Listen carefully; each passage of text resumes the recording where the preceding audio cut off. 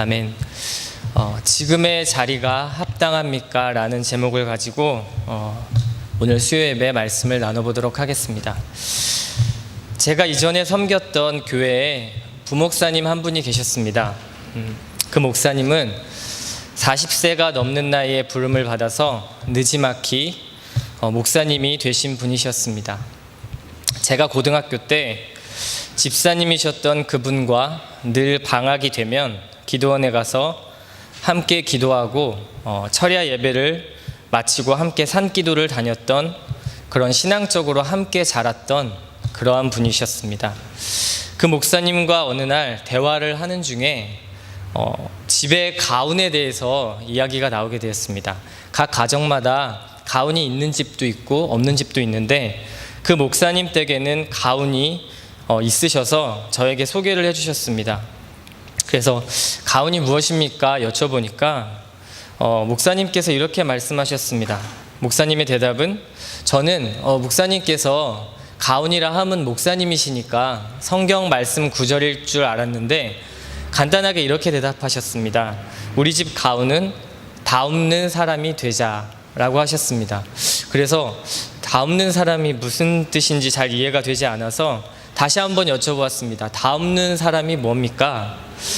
다 없는다는 말의 의미는 바로 이런 것이었습니다. 아버지의 자리에선 아버지다웁게, 목사의 자리에선 목사다웁게, 자녀의 자리에선 자녀답게, 선생이면 선생님답게, 집사님이면 집사님다웁게, 믿음의 사람이면 믿음의 사람다웁게, 하나님을 믿는 사람이면 하나님의 자녀다웁게 사는 그런 삶을 살자라는 의미였습니다. 저는 그 말을 듣고 속으로 이런 생각을 했습니다. 사람이 참 다웁게 산다는 것은 굉장히 어려운 일이겠다 하는 생각을 하면서, 앞으로 내가 과연 나의 자리에서 다 없는 사람이 될 수 있을까라는 생각을 해보았습니다.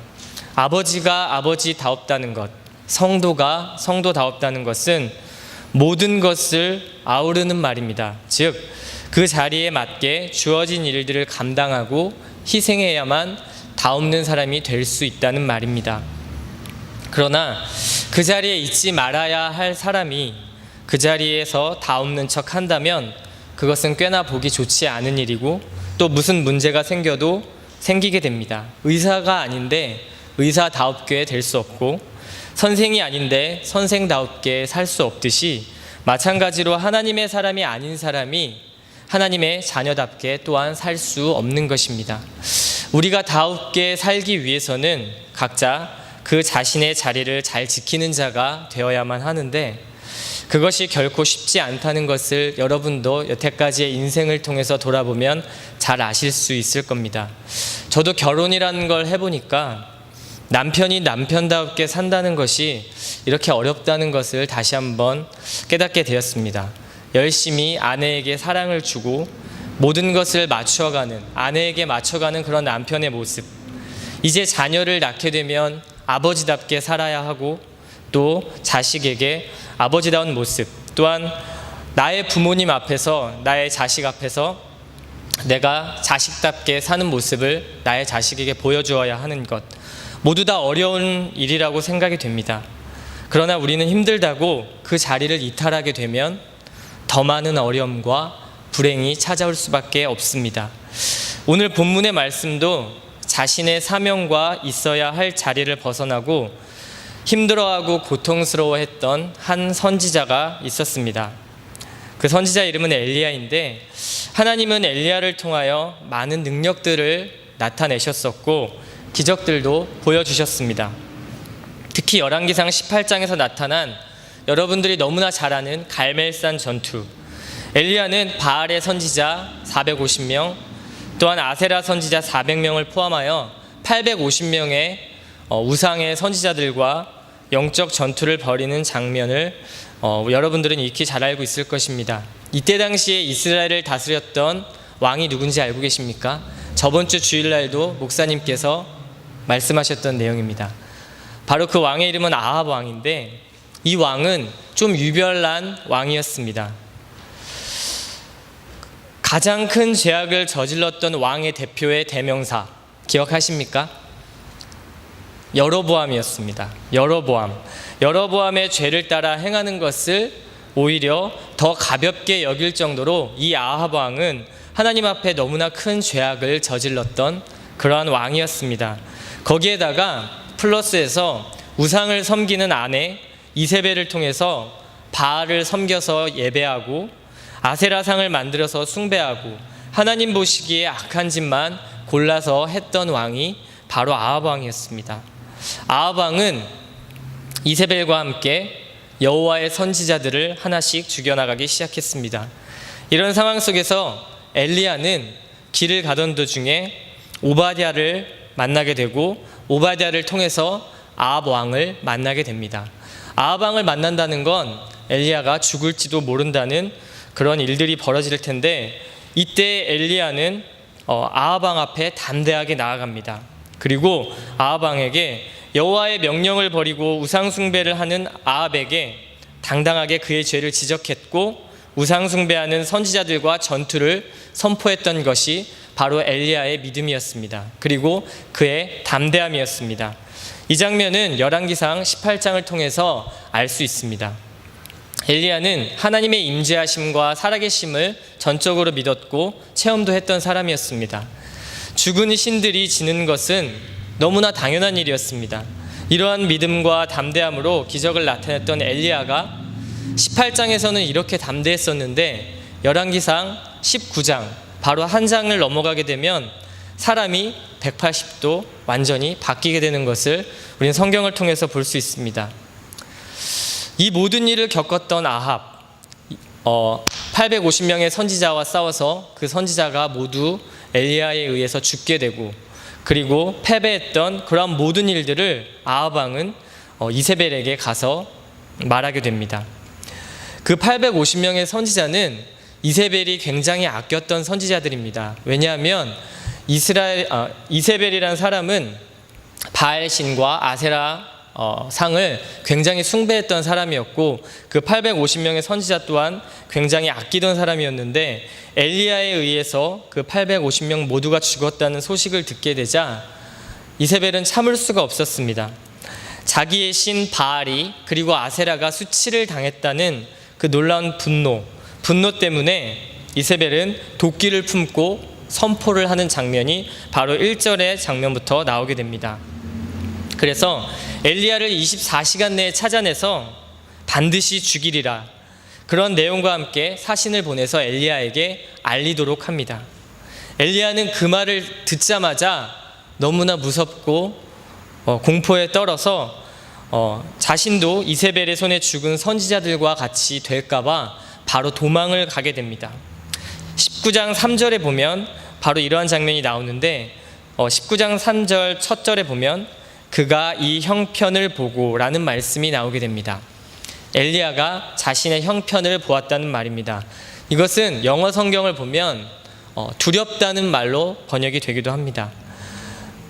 엘리야는 자신의 처한 그러한 모든 환경과 상황이 두려웠다고 말합니다. 850명의 선지자와 싸웠던 엘리야, 그런데 그 이세벨의 선포 하나 때문에 갑자기 공포가 밀려왔고 생명에 대한 위협 때문에 그 자리를 벗어나려고 했던 것입니다. 그리고는 자신의 생명을 위해서 도망을 가기 시작하는데, 그가 있던 곳 북이스라엘의 진영이었는데 그곳에서도 이스르엘이라는 지역에 살고 있었습니다. 그런 엘리야가 남유다 맨 끝 땅 브엘세바 땅까지 160km라는 긴 거리를 불이 나게 도망을 가게 됩니다. 그리고 그곳에 자신의 사환을 두고 그 다시 브엘세바에서 광야로 하룻길을 더 들어갑니다. 그리고 그 광야에서 하룻길을 더 들어간 로뎀나무 아래에 앉아서 하나님께 자신의 상황을 토로하는 장면이 나오게 됩니다. 하나님, 전 이제 이만하면 됐습니다. 제가 할 만큼 했습니다. 지금 제 생명 거두어 주시고 저는 제 조상들보다도 못하니 제 생명을 거두어 가십시오 라고 고백했던 엘리야, 그 기세등등하고 하나님 앞에 하나님의 능력을 덧입어 담대했던 엘리야의 모습과는 너무나도 상이한 모습을 보이게 됩니다. 죽음이 두려운 것은 너무나 당연한 일입니다. 하나님께서 함께 하심을 알면서도 죽음의 본능 앞에서는 먼저 피하게 되는 것이 사람이고, 죽음이 곧 가까운 앞에서 하나님을 의지한다는 것도 정말 대단한 믿음이 아닐 수 없습니다. 총뿌리에 머리를 대면서 예수를 시인하면 죽이고 예수를 부인하면 살려주겠다는 상황에서 예수를 시인할 수 있는 믿음. 북한에서는 예수를 믿으면 공개 처형 당한다고 하는데, 그 상황 속에서도 예수를 믿기 위해서 지하교회에서 몸부림치며 사는 그들의 모습은 죽음을 뛰어넘는 그러한 믿음일 것입니다. 죽음 앞에 놓여진 엘리야의 공포와 그리고 급격히 침체된 그의 영적인 고갈, 그리고 밤낮길을 도망해 와서 너무나 육체적으로 필요한 상황, 그런 모든 상황과 환경들이 엘리야를 지치게 만들었습니다. 그는 차라리 그 상황에서 그냥 하나님이 나의 생명을 거두어 가셨으면 좋겠다라는 생각을 했습니다. 그러나 하나님은 엘리야를 부르신 하나님만의 목적과 계획과 이유가 있었습니다. 우리 또한 마찬가지입니다. 하나님이 우리를 부르신 이유가 있고, 주님이 원하시는 자리로 사명을 모두 여기에 있는 한 사람 한 사람에게 주셨습니다. 그런데 이세벨의 영적 공격과 같은 그런 많은 공격들이 우리에게 찾아올 때 우리는 곧잘 무너지게 되고, 엘리야처럼 어디론가 피하고 싶고 어디론가 도망가고 싶어하는 우리들의 모습, 내가 있어야 할 자리를 벗어나서 피하게 되고 하나님이 기뻐하는 자리로 자꾸만 가게 됩니다. 이것이 곧 어쩌면 우리의 연약함일지 모르지만, 다른 한편으로 본다면 이것은 곧 교만이고 불순종인 것입니다. 내가 편한 자리, 내가 좀 더 쉴 수 있는 자리, 더 부담이 없는 자리, 내가 좀 더 아니라고 싶은 자리로 나가는 것 같지만, 결국 그 자리가 여러분을 하나님과 관계 속에서 멀어지게 만들고 등을 돌리게 만들 수 있다는 것을 우리는 기억해야만 합니다. 하나님은 우리에게 찾아오는 영적 침체와 피로, 그리고 삶의 고단함으로 인한 어려움이 올 때 반드시 위로하시는 하나님이십니다. 엘리야도 하나님께서 천사를 통해서 떡과 물을 공급하셨습니다. 엘리야는 너무 피곤한 나머지 그 떡과 물을 먹고 다시 누워버립니다. 그러나 천사를 통해서 이 음식을 먹고 일어나라고 천사는 계속해서 엘리야에게 권면하고 그를 어루만져 줍니다. 하나님의 일을 감당하시다가 그리고 믿음 생활을 통해서 겪는 어려움들이 있습니까? 하나님의 말씀을 순종하기 위해서 내가 손해보는 것이 있습니까? 그로 인해서 누군가에게 핍박을 받고 오해를 받고 영적으로 감당할 수 없는 상처가 나에게 옵니까?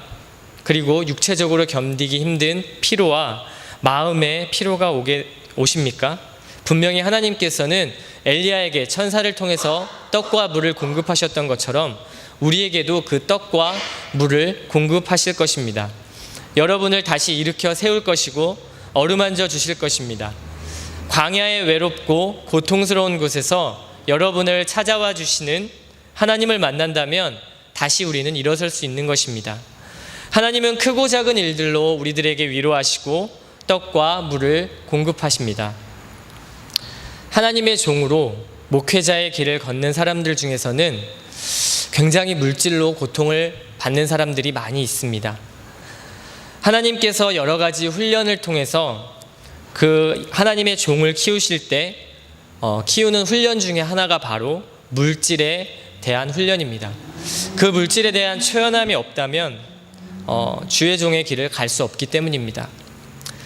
제가 결혼하기 전에 수많은 일들로 고민하는 가운데, 그리고 힘들어하고 주를 위해서 살겠다고 날마다 몸부림쳤지만 그것이 잘 되지 않아서 나에게 찾아오는 영적, 육적 피로감, 그리고 주의 종으로 살아가기 위해 부딪혀야만 하는 현실적인 문제들이 저에게 너무나 많이 있었습니다. 그때 가장 어려웠던 것이 물질의 어려움이었는데, 그때 제게 물질의 어려움은 항상 늘 따라다니는 문제였었고 하나님의 채워주심만을 기대해야만 하는 그러한 상황이었습니다. 정말 통장에 10,000원짜리 한 장 없는 상황에서 결혼을 결심하게 되고, 또 저희 어머니는 뇌 쪽의 질병으로 어쩌면 큰 수술을 해야 할지도 모르는 상황이 겹쳐지게 된 적이 있습니다. 다행히 병원비는 어머니께서 조그마한 보험이 있으셔서 좀 어느 정도 커버를 할 수 있었지만 모든 것이 물질적으로 어려운 그러한 상황이었습니다. 그 당시에 제가 대학원을 다닐 때인데, 대학원을 다닐 때 몇 명씩 소그룹으로 나누어서 전도사님들끼리 말씀을 큐티하는 그런 시간이 있었습니다. 그때마다 서로의 삶을 나누고 기도를 해주는 그런 시간이었는데, 그때 함께 같이 큐티를 하는 한 여자 전도사님이 계셨습니다. 그분은 나이가 좀 많이 있으신 분이었는데 늦은 나이에 아들을 목사까지 다 뒷바라지 하시고, 목사가 되기까지 뒷바라지 다 하시고 아들과 함께 같이 개척을 하셨습니다. 그래서 결혼해서 그 아들을 결혼시켜 놓고 개척까지 함께 하시고, 그렇게 신학교로 오셔서 공부를 하시는 그런 분이셨습니다. 그분은 늘 큐티 모임을 할 때마다 제게 이러한 상황들을 제가 나누고 기도 제목을 요청할 때 위로해 주시고 여러 가지 말씀으로, 또 맛있는 점심으로 위로해 주셨던 분이셨습니다. 그러던 어느 날에 그 전도사님네 교회, 개척한 교회로 전도사님 몇 명에서 전도 지원을 나가게 되었습니다. 전도를 모두 마치고 갑자기 저를 부르시더니 봉투 하나를 이렇게 건네주셨습니다. 얼떨떨한 기분에 이게 무엇이냐고 묻자 어머니의 병원비에 보태라고 주시는 것이었습니다. 저는 몇 번을 거절을 했지만 미안해서 받지 못하는 저를 위해서 그 전도사님은 그 자리를 피해서 떠나버리셨습니다. 저는 그날 집으로 가는 내내 그 전도사님을 위해서 기도했습니다. 반드시 이 은혜를 잊지 않겠다고, 그리고 그 전도사님에게 복을 내려주시라고 하나님께 간절히 기도드렸던 기억이 있습니다. 제게는 그분이 로뎀나무의 천사와도 같았습니다. 그때 받았던 것은 사실 그 봉투 속에 있던 그 50만 원이란 돈보다 진심으로 느껴졌던 하나님의 위로와 사랑이었습니다. 제가 앞뒤가 막혀서 어디로도 갈 수 없을 때 그 50만 원으로 모든 것을 해결할 수는 없었지만 그 작은 위로가 저에게는 하나님의 큰 위로로 다가왔고, 다시 한번 힘을 낼 수 있는, 그리고 제게 찾아온 영적인 침체와 메말랐던 사랑, 그리고 결여된 따뜻함이 회복되는 그러한 시간이었습니다. 하나님이 이렇게 나를 위로하시는구나 라는 생각이 들었던 것입니다. 크고 작은 일을 통해서 하나님께서는 떡과 물을 공급해 놓으셨는데 우리는 그것이 떡과 물이라는 것을 잘 알지 못합니다. 깨닫지 못할 때가 너무나 많이 있고, 오히려 우리는 욕심으로 가득해서 우리가 원하는 것을 받아야만 그것이 하나님의 위로하심이고 떡과 물이라는 것을 우리는 날마다 착각하고 살아갑니다. 그분은, 그 전도사님은 조별 시간에만 뵙는 친하지도 않은 분이었습니다. 저하고 일주일에 몇 번 말을 섞으면 섞으면 섞었지 많이 이야기를 하는 그런 분이 아니었습니다. 그럼에도 불구하고 하나님의 감동을 통해서 그 전도사님께서 저에게 역사하신 일들이 제게는 너무나 큰 위로가 되었고, 제게는 평생 잊지 못할 그런 전도사님으로, 그리고 그분의 앞길에 저는 늘 날마다 기도하며 나아가고 있습니다.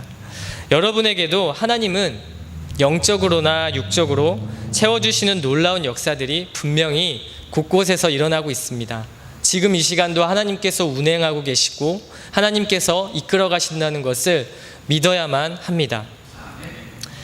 그것이 물질이 되었던, 환경이 되었던, 사람이 되었든 간에 우리가 깨닫지 못할 뿐 하나님께서 함께 하신다는 것입니다. 떡과 물을 공급했던 그 로뎀나무의 천사는 떡과 물만 공급한 것이 아니었습니다. 바로 엘리야를 어루만져 주었습니다. 하나님의 손으로, 하나님의 말씀으로, 그리고 찬양과 기도로 하나님이 우리를 어루만져 주실 때 우리에게 쌓여있던 고통과 상처, 그리고 영적인 고갈들이 치유되는 놀라운 역사가 일어날 것입니다. 하나님이 어루만져 주실 때 우리가 다시 일어날 수 있는 힘이 생기게 되는데, 오늘 말씀에 일어나 먹으라, 네가 갈 길을 다 가지 못할까 하노라. 이 말씀은 다시 말하면 아직 네가 할 일이 이렇게 많이 남았는데 왜 여기에 있니? 너의 자리는 이곳이 아니라 합당한 너의 자리로 빨리 가거라 라는 하나님의 말씀과 같습니다. 엘리야는 천사의 위로와 음식을 먹고 힘을 얻게 되지만 그는 다시 40일 동안 밤낮 주야를 걸어서 호렙산으로 다시 가게 됩니다. 호렙산은 어떤 곳이냐면 모세가 부름을 받았던 곳이고 하나님께서 십계명을 주셨던 곳, 그리고 하나님과 히브리 민족이 언약을 세웠던 곳이 바로 호렙산이라는 곳입니다. 이곳은 기도의 장소이고 계시의 장소이고 그리고 소명의 장소였습니다. 엘리야는 처음에 북이스라엘에서 브엘세바까지 왔었고 브엘세바에서 광야로 하룻길을 더 들어갔었습니다. 그 광야에서 다시 호렙산으로 40주야를 걸어서 갔습니다. 그 거리가 300에서 350km가 된다고 합니다. 그 거리를 40일에 걸쳐서 갔던 것입니다. 열흘이면 갈 수 있는 거리를 40일이나 걸쳐서 갔던 이유는 엘리야가 급하게 갔다기보다 그 가는 동안 하나님을 묵상하고 금식하고 기도했다는 것을 우리는 알 수 있습니다. 하나님을 바라는 간절한 시간, 떡과 물을 공급받고 하나님께 위로를 받았던 엘리야가 호렙산으로 자신의 영적인 침체를 회복하기 위해서 다시 한번 하나님께 기도하러 나가는 장면입니다. 그 40일간의 기간 동안 엘리야는 하나님을 부르짖었을 것입니다. 엘리야는 호렙산에서 하나님에게 2번이나 질문을 받게 됩니다. 네가 어찌하여 여기 있느냐? 라고 하나님께서는 말씀하셨고 엘리야는 같은 질문에 같은 대답을 반복합니다. 하나님, 저는 하나님께서 저에게 주신 사명 열심을 내서 섬겼습니다. 그러나 이스라엘 자손들은 주의 언약을 버렸고 주의 제단을 헐었고 또 칼로 주의 선지자들이 다 죽임을 당하고 저만 남게 됐습니다. 그런데 그들이 이제는 제 생명도 찾아서 죽이려고 합니다. 엘리야는 있어야 할 자리가 아닌 다른 자리에 있었습니다. 하나님은 그것을 책망하셨습니다. 네가 어찌하여 여기 있느냐? 하나님은 15절에 그런 엘리야에게 이렇게 말씀하십니다. 내 길을 돌이켜서 라고 말씀하십니다. 그리고 엘리야가 앞으로 해 나가야 할 사명들에 대해서 말씀을 해주십니다. 그 말씀은 핫사엘에게 기름을 부어 왕이 되게 하고 예후에게 기름을 부어 이스라엘의 왕이 되게 하고 엘리사에게 기름을 부어서 너를 대신하여 선지자가 되게 하라. 이것은 하나님을 거역한 아합의 아버지 오므리의 왕족의 몰락을 하나님께서 엘리야를 통해서 계획을 하시는 것이었습니다. 하나님은 또한 엘리야에게 여호와 앞에서 산에 서라고 11절에 말씀하시는데 우리 11절과 12절을 다 같이 한번 읽어보도록 하겠습니다. 여호와께서 이르시되 너는 나가서 여호와 앞에서 산에 서라 하시더니 여호와께서 지나가시는데 여호와 앞에 크고 강한 바람이 산을 가르고 바위를 부수나 바람 가운데에 여호와께서 계시지 아니하며 바람 후에 지진이 있으나 지진 가운데에도 여호와께서 계시지 아니하며 또 지진 후에 불이 있으나 불 가운데에도 여호와께서 계시지 아니하더니 불 후에 세미한 소리가 있는지라. 아멘.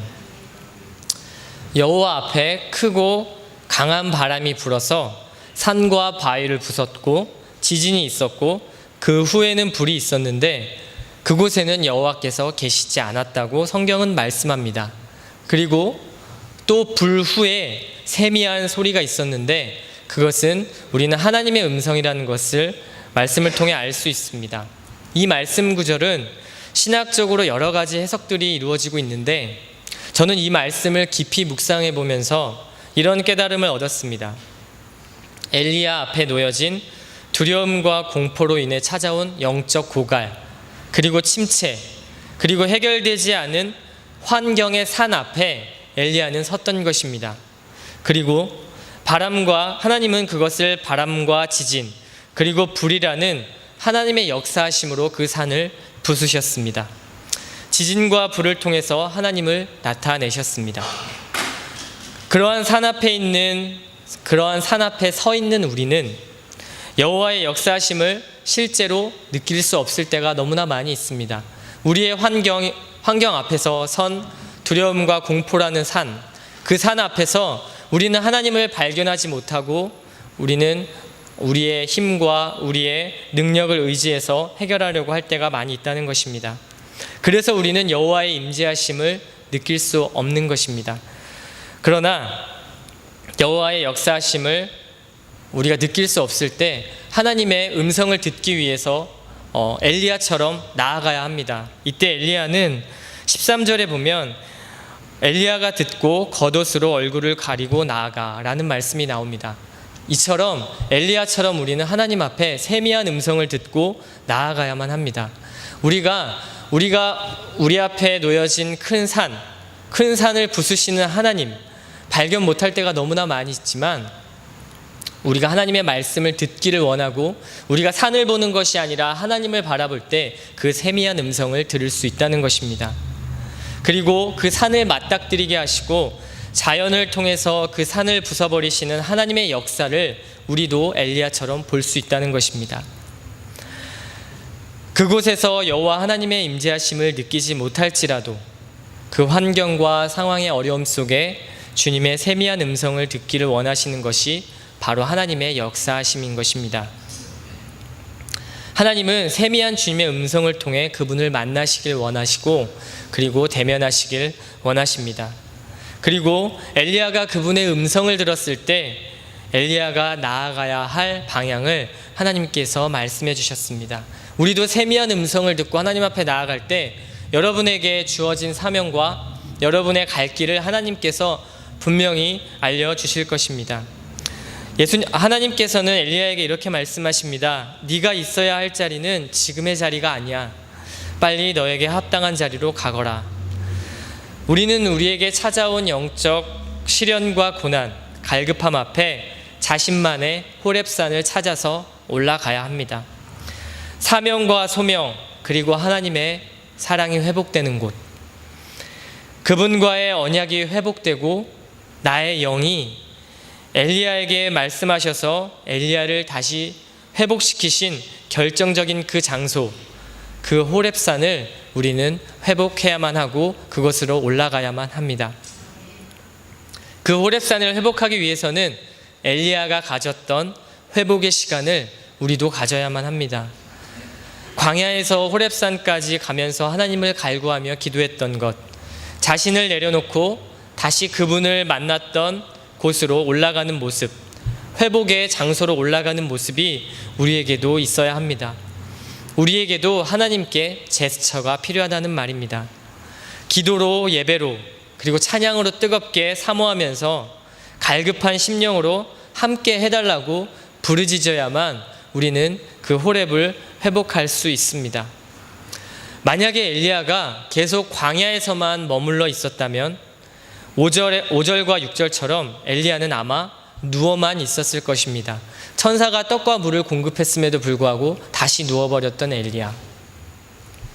그렇게 되면 육체적인 해결은 될지 모르나 영적인 회복은 없는 것입니다.